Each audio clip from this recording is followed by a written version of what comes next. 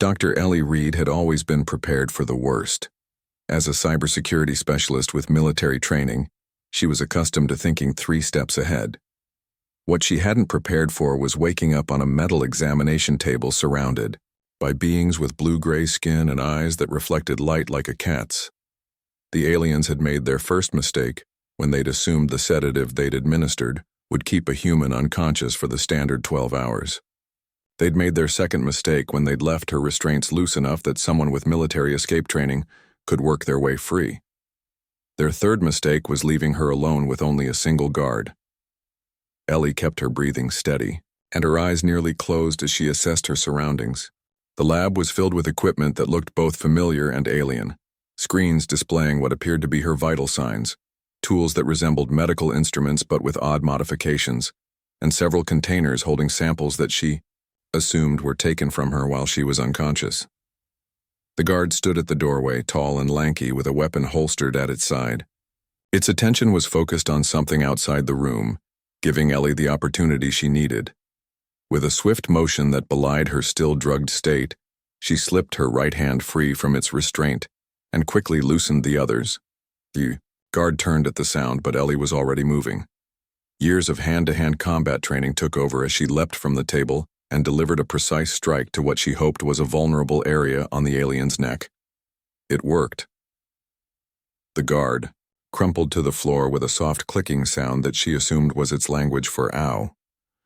Ellie grabbed the weapon from its holster, a sleek, lightweight device that fit surprisingly well in her human hand.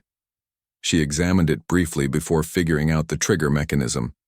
Then she secured the door and turned her attention to the lab equipment. The screens displayed information in an unfamiliar language, but the graphic interfaces were intuitive enough. After a few moments of experimentation, she managed to access what seemed to be a central control system.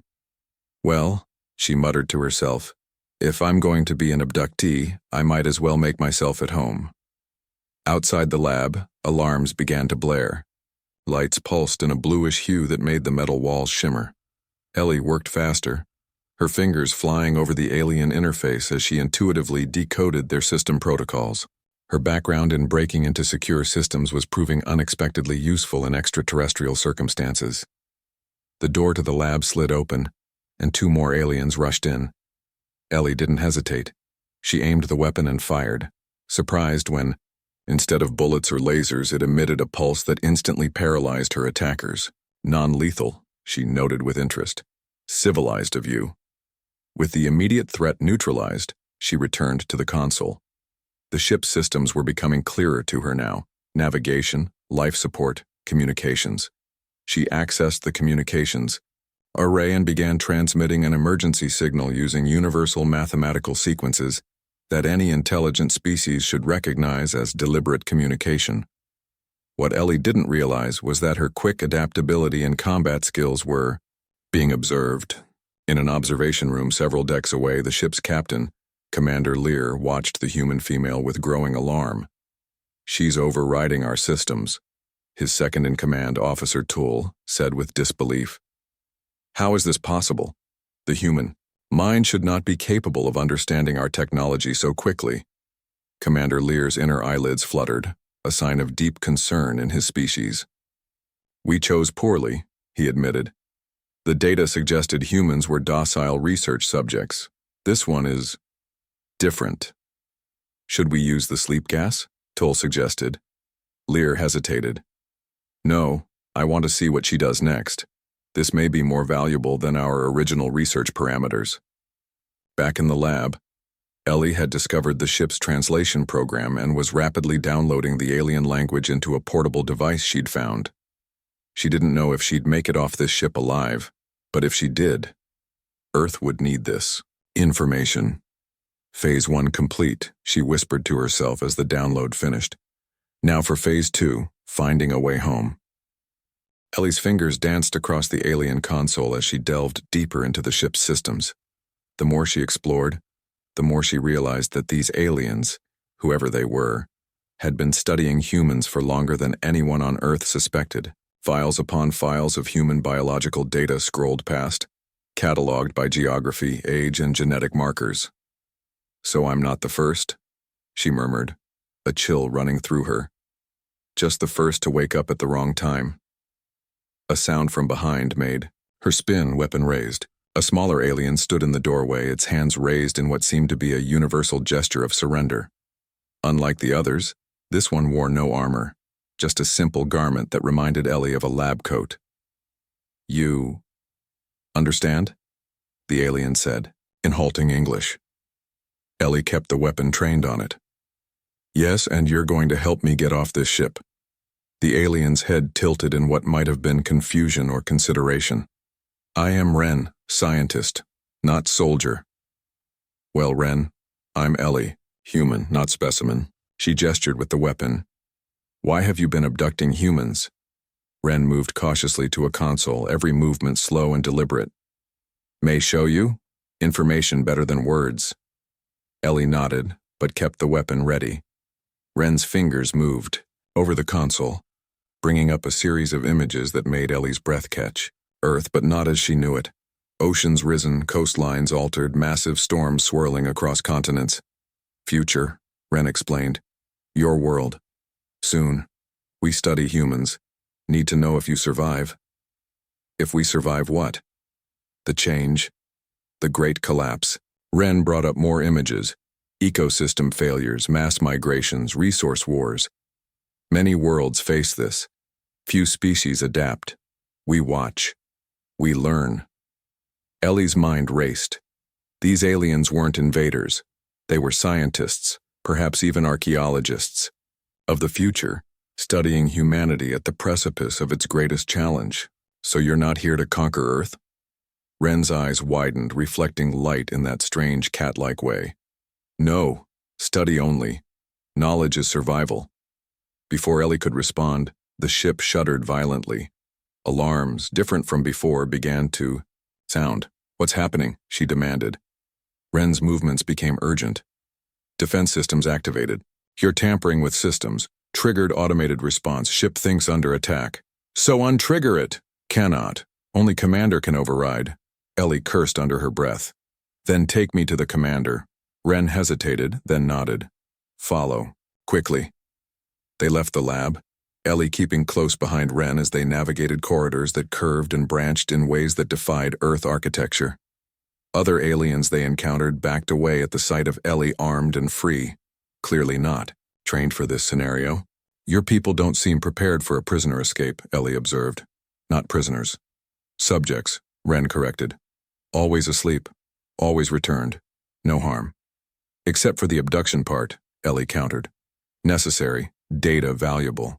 Helps both species. They reached what appeared to be a central command chamber. Inside, Commander Lear was surrounded by officers all frantically working at consoles as the ship's alarms continued to blare. Commander, Ren announced, the human wishes to speak. All activity ceased as every alien eye turned to Ellie. Commander, Lear stepped forward, his height nearly twice Ellie's own. You have caused quite a disruption, human, he said, his English more fluent than Ren's.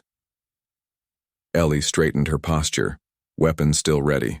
You kidnapped the wrong person. Now your ship is in lockdown because of it. I'd call that poor planning on your part. To her surprise, Lear made a sound that might have been laughter. Indeed, a miscalculation that has proven educational. I want to go home, Ellie stated firmly. And I want assurances that your people will stop abducting humans. Lear's inner eyelids fluttered. The first request is simple. The second complicates our research. Find another way to get your data. One that doesn't involve taking people against their will. Before Lear could respond, Officer Toll called out in their language. Ren translated for Ellie. Another ship. Approaches, not ours. Ellie felt a surge of hope. Human? Ren looked grim. No, hunters. The command chamber erupted into activity as the aliens responded to the approaching threat. Screens displayed a sleek, predatory-looking vessel closing in fast, its design all sharp angles and weapon ports unlike the more organic lines of the research ship. Who are they? Ellie demanded. Commander Lear's voice was grave. The Krell. Hunters, collectors, scavengers of technology. They detect unusual energy signatures and investigate. Your tampering with our systems likely drew their attention. Great, Ellie muttered. Out of the frying pan into the fire. Lear looked confused by the idiom but continued. They will board us by force, take what they want, including any life forms they find interesting, and leave the rest adrift. Ellie's mind worked quickly. Then we need to either hide or fight. Our vessel is not built for combat, Wren explained. Research only. But you have defenses, right? Officer Toole spoke up. Minimal. Designed to deter, not engage. Ellie holstered the weapon she'd taken. Then I need to see your defensive systems. I might be able to help. The aliens exchanged looks, a silent communication passing between them that Ellie couldn't interpret. Finally, Lear nodded. Show her. Toole led Ellie to a specialized console. The interface was more complex than what she'd encountered in the lab, but the principles were similar. As she studied it, Ellie realized the aliens' defensive technology was sophisticated but underutilized, like having a state-of-the-art security system, but only activating the most basic features. Your system is designed to be passive, she observed, but we can reconfigure it to be more aggressive. How? Lear asked, moving closer. Your ship has energy manipulation capabilities far beyond what we have on Earth. You use it for research, but it can be repurposed. Her fingers flew over the console. If we invert the containment fields meant to hold specimens and project them outward. Wren caught on quickly. Create disruption field. Disable Krell systems on approach. Exactly, Ellie confirmed. A violent shudder ran through the ship as the Krell vessel fired a warning shot. The lights dimmed momentarily, then restored. We need to work fast, Ellie said. I need access to your power regulation systems. As Toole granted her the access, Ellie couldn't help but appreciate the irony. Hours ago, she had been their captive. Now she was perhaps their only hope of escaping a worse fate. Working with Wren's assistance, Ellie rerouted power systems and reconfigured the defensive arrays. Unlike Earth technology, these systems seemed almost fluid, adaptable in ways that human engineering hadn't yet achieved. Your technology, she commented as they worked, it's almost intuitive. Bio-neural integration, Wren explained. Ship partly alive. Thinks, learns, adapts.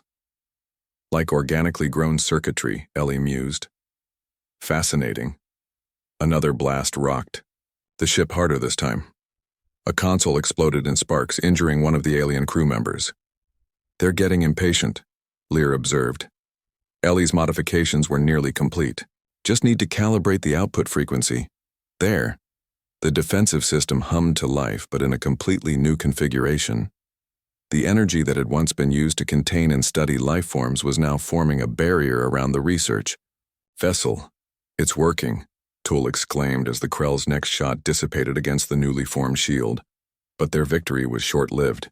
The Krell adjusted quickly, their next volley taking a different approach. A concentrated beam that began cutting through the ship's hull at a point distant from the shield's strongest concentration. They're trying to board, Lear said grimly. Ellie's mind raced through options. We need to move. The shield won't hold forever, and once they're inside, we lose our advantage. Evacuation pods? Wren suggested. Lear shook his head. They would target and capture them easily. Then we need to make this ship dangerous to board, Ellie decided. Wren, you said the ship is partly alive, that it learns and adapts. Can it learn to defend itself more actively? Wren's eyes widened. Theoretically, but would require direct neural interface. Dangerous. For you or for me? Ellie asked. For anyone, Wren replied. But especially dangerous for species ship not designed for. Ellie looked around at the command chamber, at the aliens who had abducted her but now faced a common enemy alongside her. The decision wasn't difficult. Show me how to connect, she said firmly. Ellie human, Wren protested. Risk is greater if we do nothing, she interrupted. The Krell are cutting through the hull. We're out of options. Commander Lear studied. her for a moment, then nodded to Ren. Prepare the interface, quickly. As Ren led her to a recessed area of the command chamber, Ellie braced herself for what was coming. The neural interface was a delicate apparatus that reminded her of a high-tech crown, with filaments that would connect directly to her nervous system. This will hurt, Ren warned as they prepared to place it on her head. Ellie took a deep breath. Just do it. The moment the interface connected, pain lanced through her skull, but it was quickly replaced by something else. Awareness. Not just of herself, but of the entire ship, as if her consciousness had suddenly expanded to fill every corridor, every system, every molecule of the vessel. And she realized that the ship was afraid. The sensation of merging with the ship's consciousness was unlike anything Ellie could have imagined. It wasn't simply accessing a computer system, it was joining minds with a semi-sentient entity that perceived reality in ways profoundly different from human experience. The ship, which Ellie now understood was called the Lumina, recognized her as foreign but not hostile. Its awareness flowed through her like cool water, curious and cautious. Through this connection, Ellie could sense the Krell boarders as they breached the hull, their movements registering as disturbances in the Lumina's awareness. "They're in," she announced, her voice distant to her own ears. Lower starboard section, near the specimen storage chambers. Commander Lear issued orders in his language, dispatching what few security personnel they had to intercept the intruders. But Ellie knew it wouldn't be enough. Through the Lumina's sensors, she could tell the Krell were heavily armed and moving with practiced efficiency. The ship has defensive capabilities that haven't been activated, Ellie realized aloud. Internal countermeasures. Ren looked alarmed. Those are emergency protocols only. Never tested with conscious specimens aboard. Well, it's definitely an emergency now, Ellie retorted. She focused her thoughts, directing them through the neural interface. Show me what you can do to protect yourself. The Lumina responded, unfurling in her mind a catalog of defense mechanisms that had lain dormant since its construction. Gravity manipulation, atmospheric control, electromagnetic pulses. The ship had been designed with far more protection than its scientific crew had ever utilized. I need all non-essential personnel to secure themselves in the central chambers, Ellie commanded. Commander, give the order. To his credit, Lear didn't question her. Within minutes, the alien crew had retreated to the safest sections of the vessel, leaving Ellie connected to the Lumina while Lear, Tull, and Ren remained in the command center. Through the ship's awareness, Ellie tracked the Krell boarding party. 7 heavily armored figures carrying weapons unlike any she'd seen before. Their movements were precise and coordinated. Clearly, they'd done this many times before. Ready? She asked, looking at the 3 aliens who remained with her. Lear nodded solemnly. Proceed. Ellie closed her eyes and fully embraced the connection with the Lumina. Let's show them why they shouldn't have come aboard. The ship responded, eagerly, as if it had been waiting for permission to defend itself properly. Section by section, Ellie activated the dormant defense systems, starting with the areas furthest from the Krell borders and working inward. The Krell didn't realize what was happening until it was too late. As they moved deeper into the ship, gravity in the corridor before them suddenly increased tenfold, crushing one of their party to the floor. When 2 others tried to retreat, they found the gravity behind them inverted, sending them floating helplessly toward the ceiling.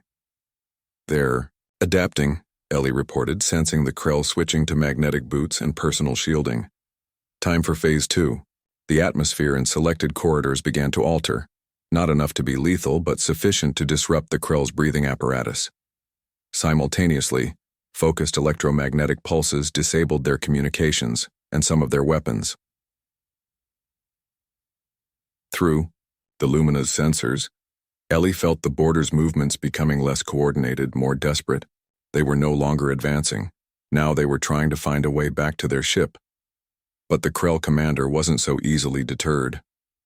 Breaking away from his disoriented team, he headed directly toward the command center, somehow aware of where the ship's control must be located.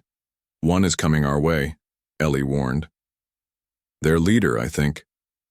Tull raised his weapon, but Ellie shook her head. No need. Watch.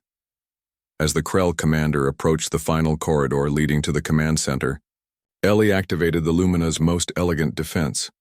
The corridor itself seemed to ripple, its dimensions shifting subtly. No matter how far the Krell commander walked, the end of the corridor remained the same distance away. A spatial loop that would keep him trapped indefinitely without causing any harm. Through the ship's external sensors, Ellie could see the Krell vessel beginning to withdraw, having lost contact with their boarding party. One by one, she allowed the disoriented boarders to find their way back to the breach point, eager to be free of the ship that had become their nightmare. Only when the last one had retreated did she release their leader from the spatial loop, guiding him back to his escape route with strategic gravity adjustments. As the Krell vessel disengaged and moved away, a cheer went up from the alien crew who had watched the defense through internal monitoring systems. Ellie smiled weakly, the strain of maintaining such deep connection beginning to take its toll. "They're gone." "Remarkable," Commander Lear said, genuine awe in his voice. "In all my cycles commanding this vessel, I never knew it capable of such precise defense." "The Lumina was always capable," Ellie explained, using the ship's name naturally. "It just needed someone willing to ask." Ren approached cautiously. "We should disconnect you now. Prolonged neural interface is dangerous for your species." Ellie nodded, but before they could remove the interface, a final warning flashed through her connection with the ship. The Krell were powering up their main weapons, a parting shot of spite. "They're going to fire," she called out. "Maximum power to shields." The blast hit with devastating force, rocking the research vessel violently. Systems overloaded, consoles exploded, and for a moment, Ellie thought they were doomed. But when the chaos subsided, the Lumina was still intact, and the Krell ship was retreating into the distance, apparently satisfied with having delivered a final blow. Gently, Ren removed the neural interface from Ellie's head. The sudden disconnection left her gasping, her mind feeling strangely empty and confined after experiencing the vastness of the ship's awareness. "Damage report?" Lear asked. Tool checked the systems. "Multiple failures across all decks, most critical, navigation and propulsion systems severely damaged." Ellie's heart sank as she realized what this meant. "Can we still return to Earth?" The three aliens exchanged that silent communication again, before Lear turned to her with regret visible in his alien features. "I'm afraid, Dr. Reed, that going home may not be so simple anymore." The research vessel drifted in space, its systems operating at minimal capacity after the Krell attack. In the command center, humans and aliens worked side by side on repairs, an unlikely alliance born of necessity. 3 days had passed since the battle, and Ellie had made peace with her new reality, at least temporarily. If she couldn't go home immediately, she would make the most of this unprecedented opportunity to learn about advanced extraterrestrial technology and perhaps even help these aliens understand humans better. "The propulsion system is beyond our capability to repair with onboard resources," Tool reported as they gathered for their daily status meeting. "We need a spaceport with proper facilities." "The nearest is Outpost Vega," Lear said. 5 days. Journey at our current speed." Ellie leaned forward. "An alien spaceport? Are there other species there?" "Many," Ren confirmed. "It's a trading hub and repair station. Neutral territory." "And how will they react to a human?" she asked pointedly. Commander Lear's inner eyelids fluttered. A gesture Ellie had learned indicated thoughtful consideration. "Your presence will cause interest, but you will be under our protection as a crew member."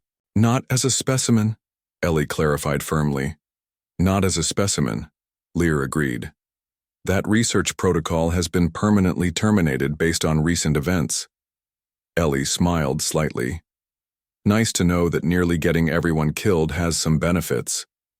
"Your species has shown unexpected qualities," Lear admitted. "Our data was incomplete." "Data is always incomplete when you study beings in captivity," Ellie pointed out. "You don't see what they're truly capable of until they're tested."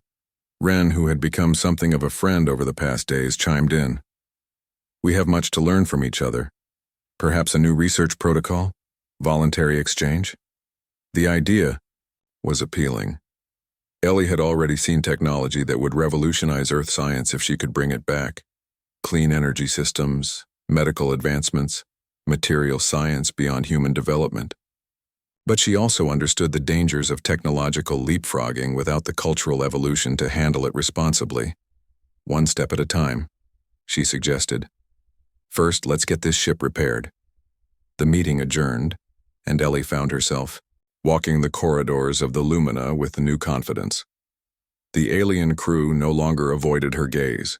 Some even attempted their version of a respectful nod when she passed. She had earned their respect, perhaps even their admiration. In the days since disconnecting from the neural interface, Ellie had maintained a strange sense of connection to the ship. Not the full awareness she'd experienced while linked, but a subtle resonance as if the Lumina remembered her. She made her way to a viewport and gazed out at the stars, so different from the constellations visible from Earth.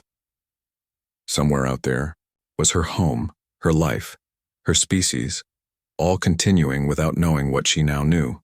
Humanity was not alone, and the universe was both more wondrous and more dangerous than they had imagined. Contemplating the cosmos? Ren asked, joining her. At the viewport.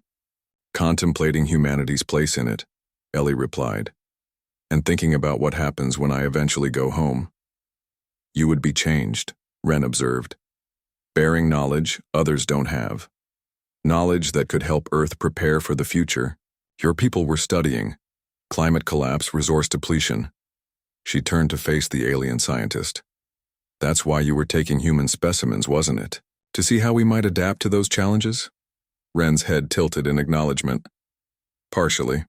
Also studying human resilience. Many species face extinction events. Few survive. Humans. Interesting case study. Because we're stubborn. Because you adapt. Not just over generations through evolution, but within single lifetimes. Through technology, culture, behavior. Ren gestured at Ellie.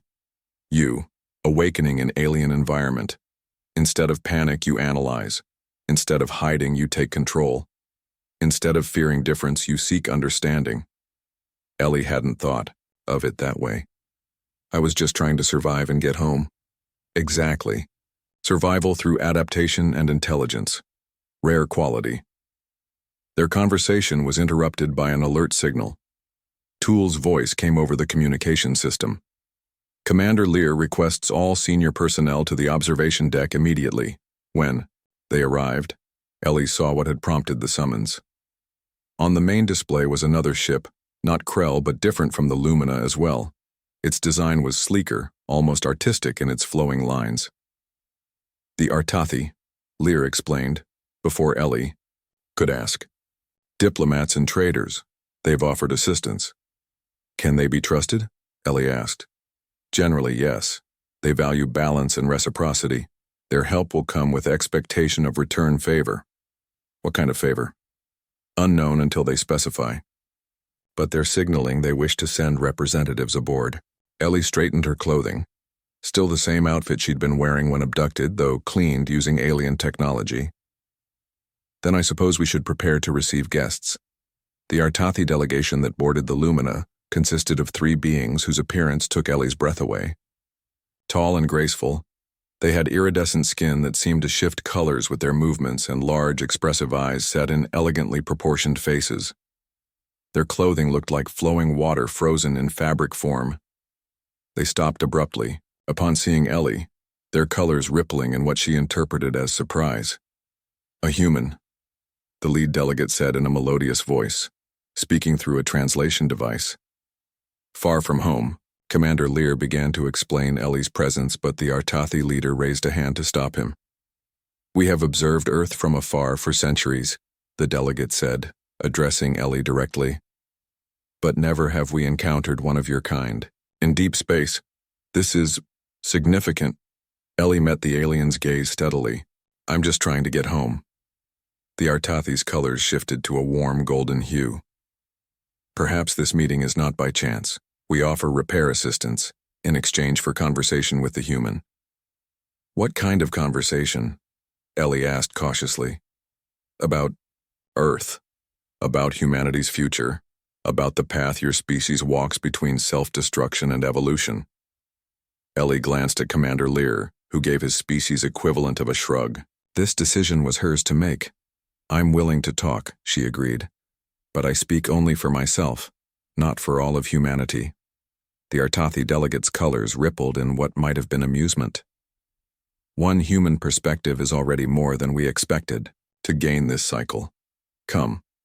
While my crew assists with repairs, we shall converse about the destiny of worlds. As Ellie followed the Artathi delegation to their ship, she couldn't help but feel that her abduction had set in motion events with far greater implications than anyone, human or alien, could have anticipated. The Artathi vessel was like nothing Ellie had ever imagined. Unlike the utilitarian design of the Lumina, this ship seemed to have been grown rather than built, its interior spaces flowing organically from one to another without distinct boundaries. Surfaces pulsed with subtle bioluminescence, responding to the presence of those moving through the corridors. Your ship is alive, Ellie observed as she followed the lead delegate, who had introduced himself as Tella. All things are alive in different ways, Tella responded, his skin shimmering with patterns that seemed to complement his words. The distinction between what your kind calls organic and inorganic is less meaningful to us. They entered what appeared to be a meeting chamber, though it lacked the formal structure Ellie would expect. Instead, the room featured gently curved surfaces that invited relaxed conversation, with what looked like living plants forming natural partitions for privacy. The other two Artathi excused themselves, leaving Ellie alone with Tella. A floating sphere of light descended from the ceiling, hovering between them. This will help us communicate more effectively than translation devices, Tella explained. It reads conceptual thinking, not just language. Ellie eyed it warily. Will it read my thoughts? Only those you direct toward communication, Tella assured her. Your private thoughts remain your own. Once the communication sphere was active, the quality of their exchange deepened remarkably. Ellie could sense nuances in Tella's statements that translation alone couldn't have conveyed. Now, Tella began, tell me how a single human managed to take control of an alien research vessel, repel Krell raiders, and forge an alliance with a species that had intended to study her as a specimen. Ellie recounted her experience, from waking on the examination table to the neural interface with the Lumina. As she spoke, she noticed Tella's colors shifting through various patterns, sometimes pulsing rapidly, other times settling into deeper, more consistent hues. Remarkable, Tella said when she had finished. You exemplify why we have been so interested in humanity. And why is that? Your species stands at a crossroads that few civilizations successfully navigate. You possess the intelligence to develop technologies that can either ensure your survival or guarantee your extinction. You have the capacity for both tremendous compassion and horrific cruelty.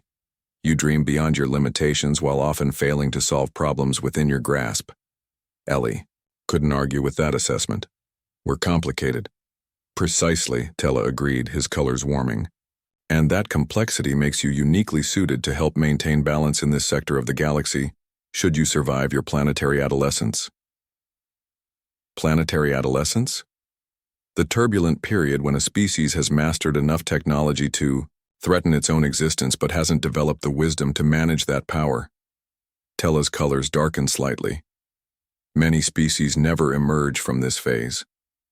And you think humans might?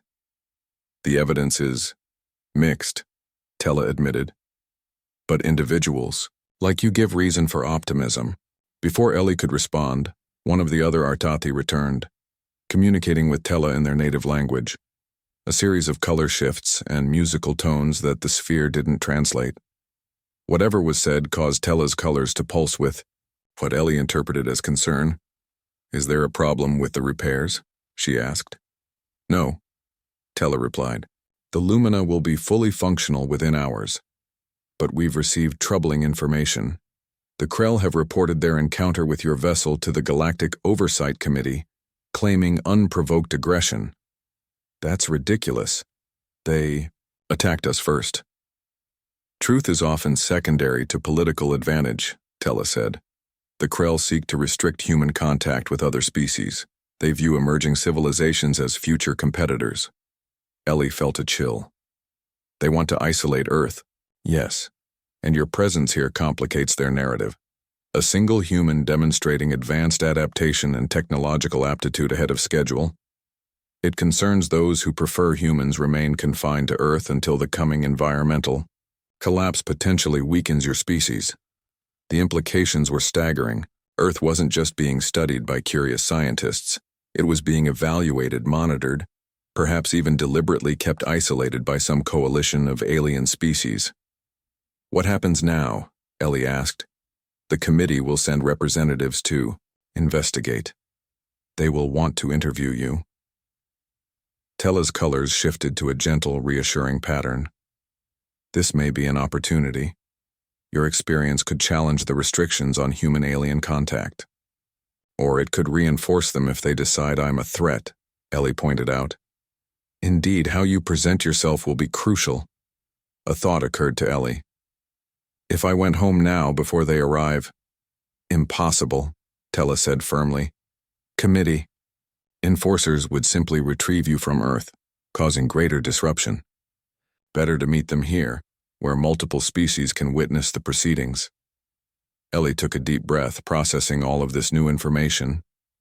Just days ago, her biggest concern had been a cybersecurity conference presentation. Now she was potentially speaking for all of humanity to some kind of galactic government. I'll need to know more, she decided, about the committee, about galactic politics, about why some species want to keep humans isolated. I need to understand what I'm walking into. Tella's colors brightened with approval. Wise approach. We have limited time before the committee. Representatives arrive, but I will share what knowledge I can. For the next several hours, Tella provided Ellie with a crash course in interstellar relations. She learned about the major species alliances, the committee's structure, and the complex debates surrounding pre-integration species, like humans. Some factions favored gradual, controlled introduction to the galactic community. Others advocated complete isolation until species reached certain technological or societal benchmarks. A smaller faction, including the Artathi, believed in intervention when extinction events loomed. So Earth is being monitored because we're approaching a crisis point, Ellie concluded. Correct. The climate shifts your scientists have detected are more severe than most humans realize. Without intervention or radical adaptation, projections suggest a 70% decline in human population within the next century. Ellie felt the weight of this knowledge settle on her shoulders. And the committee allows research but not intervention. Current policy, yes, though not unanimous. Tella's colors rippled thoughtfully. Some believe humanity has unique potential, worth preserving. Their conversation was interrupted by an alert. Commander Lear was requesting Ellie's return to the Lumina. The repairs were complete. The committee representatives will arrive within 2 rotations, Tella informed her as they walked back to the docking bay. Prepare yourself. They will test you in ways you cannot anticipate. Any final advice? Ellie asked. Tella's skin shimmered, with what she had come to recognize as their equivalent of a smile. Be human, Ellie Reed. That is precisely what they fear, and precisely what they need to see. Back aboard the Lumina, Ellie found the ship transformed. Systems that had been damaged were now not merely repaired but enhanced. The alien crew moved with new purpose, their earlier wariness of her completely gone. The Artathi have been generous, Commander Lear acknowledged when she commented on the changes. Their assistance goes beyond mere repairs. They have their reasons, Ellie replied. They're preparing us for what's coming. The committee vessel arrived exactly when Tella had predicted, a massive, geometrically perfect cube that dwarfed both the Lumina and the Artathi ship. It hung in space like a statement, projecting authority through sheer scale and the absence of any visible weapons or defenses, as if it existed beyond such concerns. Ellie stood in the Lumina's docking bay alongside Commander Lear, Wren, and Toole as they prepared to receive the committee representatives. She wore clothing provided by the Artathi, a simple but elegant outfit that respected human physiology while incorporating subtle design elements that marked her as an honored guest rather than a specimen. Remember, Lear advised quietly. Speak only when directly addressed. Committee protocol is rigid. I understand, Ellie replied, though her heart raced. The significance of this moment wasn't lost on her. She was potentially the first human to formally meet representatives of a galactic governing body. The docking mechanism engaged with precision, and after a series of atmospheric adjustments, the bay doors opened to reveal three beings unlike any Ellie had yet encountered. The central figure appeared almost crystalline, with a body structure that reflected light in complex patterns. To its left stood a massive entity whose form seemed to constantly shift between solid and gaseous states. On the right was a smaller being with dozens of delicate appendages and skin that appeared metallic. I am Nexus, the crystalline being, announced without preamble, its voice resonating directly in Ellie's mind rather than through any translation device. These are my colleagues, observer and analyst.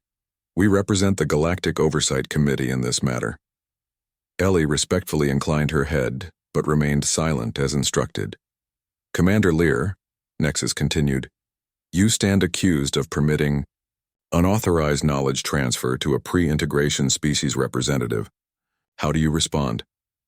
Lear's inner eyelids fluttered rapidly, a sign of distress that Ellie had learned to recognize. Honored representatives, the circumstances were exceptional.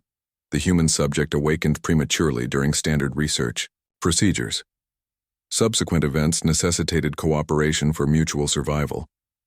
The Krell delegation claims your vessel attacked their scout ship without provocation. The gaseous being, observer, interjected. They attacked us first, Ellie stated, firmly, unable to remain silent at such a blatant mischaracterization. We defended ourselves using only the ship's existing systems. All three committee representatives turned their attention to her. The small metallic one, analyst, extended several appendages that seemed to scan her from a distance. The human speaks without permission, analyst noted, its voice surprisingly melodious, yet its biochemical indicators show conviction rather than deception. Human designated Ellie Reed, Nexus addressed her directly. You are an anomaly. Your presence here violates protocols established for your species' development path. Ellie straightened her posture. With respect, I didn't choose to be here. I was taken from my home. But now that I am here, perhaps we can learn from each other. Learn? Observer's form rippled skeptically. Your species remains divided by tribal conflicts, wastes resources on status displays rather than survival necessities, and accelerates planetary damage despite awareness of consequences. What could we possibly learn from humans? Ellie thought carefully before responding. Maybe how to survive against the odds. Humans have faced extinction-level events before. Ice ages, plagues, self-inflicted disasters. We're still here. Not because we're perfect, but because we're adaptable and creative. Adaptability without wisdom merely prolongs inevitable decline, Nexus countered. Then share your wisdom, Ellie challenged. If you truly care about galactic stability, why watch potentially viable species struggle when you could help? A silence fell over the docking bay. Ellie had clearly violated protocol with her directness, but she couldn't bring herself to regret it. This wasn't just about her anymore. It was about Earth's future. To her surprise, analyst's appendages vibrated in what seemed like appreciation. The specimen demonstrates the quality humans designate as courage. Interesting.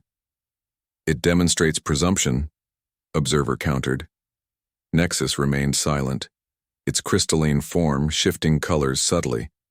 As it considered, finally it spoke again. Human Ellie Reed, we will interview you privately. Commander Lear, prepare your research data for review. The interview took place in a chamber the committee had prepared aboard the Lumina, a neutral space reconfigured to accommodate multiple species comfortably.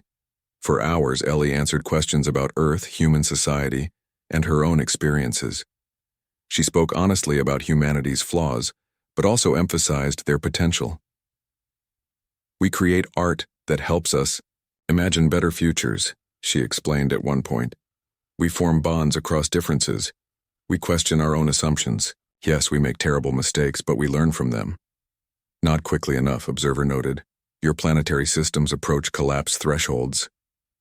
Then help us, Ellie urged. Not by taking over, but by sharing knowledge. Most humans would welcome knowing we're not alone in the universe. It might even unite us. Previous models indicate disclosure would create chaos, analysts stated. Your models don't account for human resilience, Ellie countered. We've absorbed world-changing revelations before we adapt. As the interview continued, Ellie began to sense a subtle shift in the committee representatives' attitudes. Not acceptance exactly, but perhaps a willingness to reconsider. Finally, Nexus announced they would deliberate. Ellie was escorted back to her quarters to await their decision. Exhausted but hopeful, she had made some impact. Hours later, she was summoned to the command center. There, she found Commander Lear, Wren, and Toole waiting alongside the committee representatives and Tella from the Artathi vessel. Human Ellie Reed, Nexus began formally. The committee has reached a determination. Ellie held her breath. Your species remains classified as pre-integration. However, Nexus paused, its crystalline form shifting to a deeper blue. A provisional amendment has been approved. A limited diplomatic and scientific exchange program will be established. Ellie could hardly believe what she was hearing. You mean official contact between humans and alien species? Limited contact, Observer emphasized. Selected human representatives with appropriate psychological profiles. Controlled information exchange focused on sustainable technology and cultural adaptation strategies. And you? Ellie asked. Will I be allowed to return home? You will, Nexus confirmed. As Earth's first designated liaison, you will retain your memories and be permitted to brief specific human authorities about galactic realities. Your neural connection with the Lumina has marked you as uniquely suited for this role. The implications were staggering. Earth would no longer be completely isolated. Help would be available as humanity faced its greatest challenges. Not a rescue, but guidance that might make survival possible. The Artathi have volunteered to establish the first official embassy on your world, Tella added, his colors bright, with satisfaction. Hidden from general human awareness for now, but accessible to those with need. And the Krell? Ellie asked. Will they accept this decision? They have been overruled, analysts stated simply. Though they will undoubtedly continue to advocate for human isolation. Commander Lear stepped forward. We will transport you home immediately, Dr. Reed. And perhaps continue our research with properly obtained consent in the future. Ellie smiled. I think we can arrange that. After all, humanity has a lot to learn about being good galactic neighbors. 3 days later, Ellie stood at the viewport of the Lumina as Earth came into view. That familiar blue marble that now seemed both smaller and more precious than before. She would return with knowledge and connections that would change everything, tasked with preparing humanity for a future among the stars. Ready? Wren asked, joining her at the viewport. No, Ellie admitted with a small laugh. But when has that ever stopped humanity from moving forward? As the Lumina entered Earth orbit, Ellie reflected on the incredible journey that had begun with her abduction just weeks ago. She had been taken against her will, awakened unexpectedly, and had managed to take over an alien lab within minutes. Now she was returning as something unprecedented, Earth's first official ambassador to the stars. The universe, it turned out, was far stranger, more dangerous, and more wondrous than humanity had imagined. And they were about to find out just how small their place in it truly was, and how important they might yet become. The end.